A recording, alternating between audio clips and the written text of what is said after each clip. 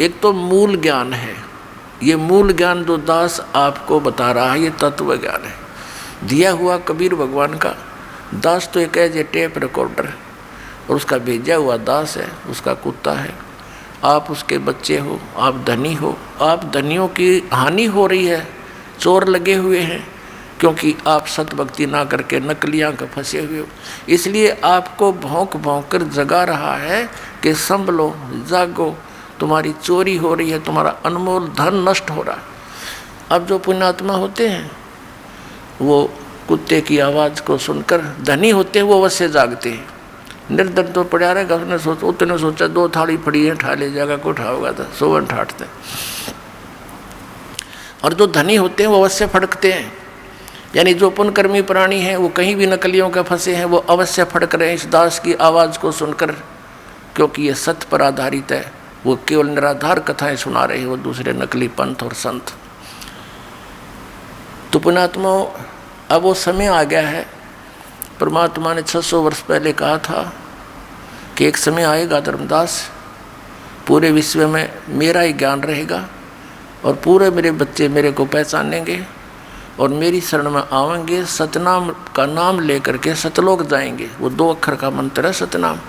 इस सतनाम को देने का इस विश्व में कोई अधिकारी नहीं है पुण्यात्माओं, इस दास के अतिरिक्त। यह अभिमान ना समझना, ये तत्व ज्ञान समझना, यानी सच्चा ज्ञान समझना। तो उस परमात्मा ने दास को आकर के स्पेशल कहा कि बेटा अब कर दे शुरू। सन 1997 में इस दास को परमात्मा आकर मिले और कहा कि अब यह समय आ गया है, अब खोल दे इस पिटारे को, भंडारे को, और तेरे साथ रहूँगा, चिंतित मत होना। तो उसी का परिणाम है, उन्हीं का आशीर्वाद है, मेरे पूज्य गुरुदेव जी की रजा है कि ये दास उस परमात्मा के संदेश को उसके बच्चों तक पहुंचाने में सफल हुआ। कठिनाई बहुत उठाई, क्रोथा कांड इसी का परिणाम था, क्योंकि परमात्मा के बच्चे हैं सभी, जो हमारा विरोध कर रहे हैं वो भी उसी के बच्चे हैं। लेकिन वो काल का फंस गए, काल ने उनको अपना हथियार बना लिया, नकली आचार्यों को, गुरुओं को। लेकिन समर्थ के सामने इन नकलियों की पारी बसावे को ने अपने कर्म बिगाड़े, कर्म खराब कर लिया उन लोगों ने, और ये पाप के भागी बन गए। जो ये ज्ञान और 2 वर्ष पहले जनता तक पहुंचना था, वो 2 वर्ष की बाधा उन्हें पैदा कर दी और इतना दूर कर दिया समाज को। मुझे इस दास के बारे में अफवाहें फैलवा कर, मीडिया का भी सहयोग ले करके, और काल का उद्देश्य यही था कि लोग इसे इतनी नफरत करें, नाम से भी नफरत हो जाए और कोई वहाँ पहुँचे नहीं, कहीं काल की पोल ना खुल जाए अज्ञान की।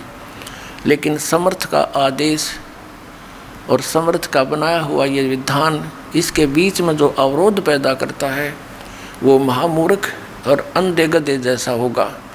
जैसे रेल की मार्ग पर अंधा गधा खड़ा होकर के और अवरोध पैदा करने की चेष्टा करता है, तो उसकी कितनी समझदारी है, क्योंकि उसके आँख कोना और उसमें बुद्धि नहीं।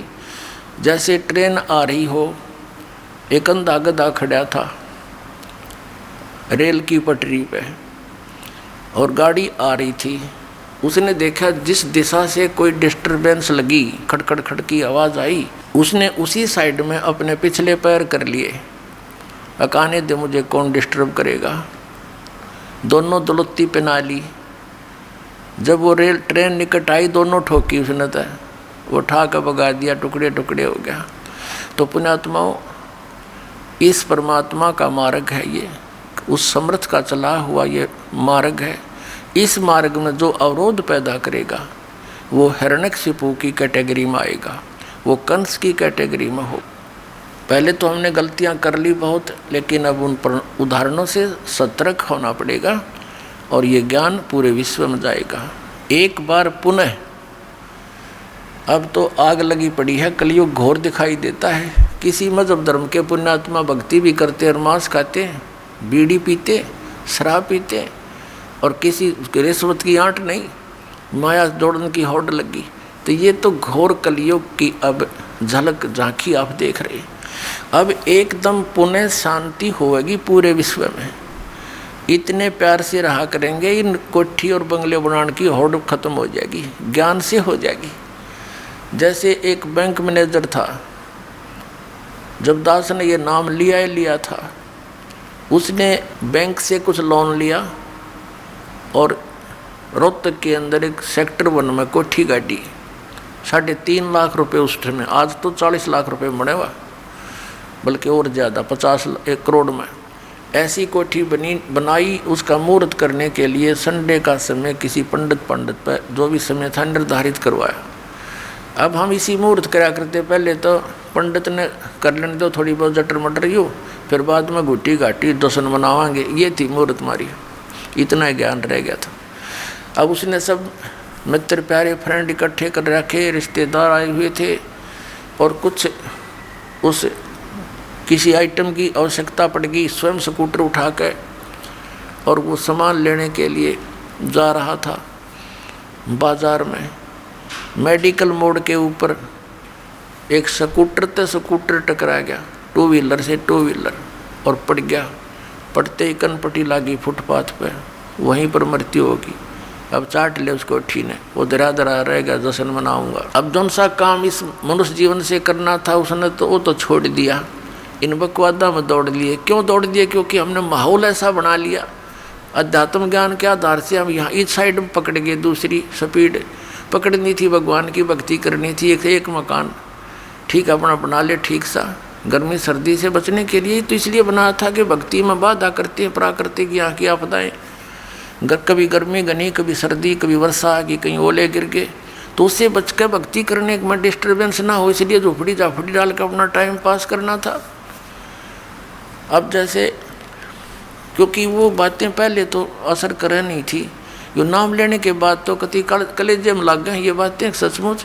यो के सांग होया जब दास ने ये मार्ग प्रारंभ किया था, आदेश हुआ था गुरुदेव का। हमारे पास इतनी सुविधा नहीं थी। एक भक्तों ने एक जीप लेनी थी लोन पे, तो उसका फाइनेंस करवाया। रोहतक के अंदर एक व्यक्ति था, वो फाइनेंस करता था,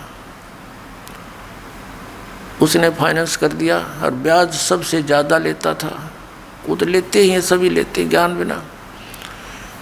तो हमारा भक्त बता रहा था कि मैं चर्चा चल पड़ी कि आप किसके चेले हो। हमसे बोला, हमने बताया आपका नाम कबीर साहब के पंथी हैं, रामपाल महाराज के हम शिष्य हैं।